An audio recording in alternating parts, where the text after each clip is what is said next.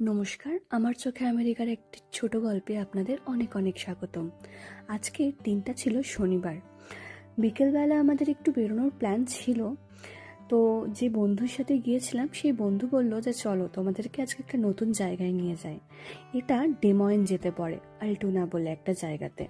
সেখানে গিয়ে দেখলাম এক জায়গার মধ্যে সব নামি দামি ব্র্যান্ডরা একটা হাবের মতো তৈরি করেছে।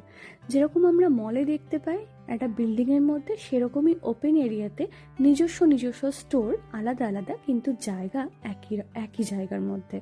কেনাকাটা তো করতে যাইনি, কিন্তু কি করব বলুন, একসাথে এত দোকান দেখে আর নিজেকে আটকাতে পারিনি, কিনে নিয়েছি বেশ কিছু জিনিস। বার্থডে পেরিয়ে গেছে কিন্তু গিফট আর শেষ হচ্ছে না। একদিন এই 22শে নভেম্বর থেকে আজ অবধি কী কী কিনেছি সেটার ভিডিও দেখাবো। তারপরে উপরি পাওনা ছিল এই আকাশে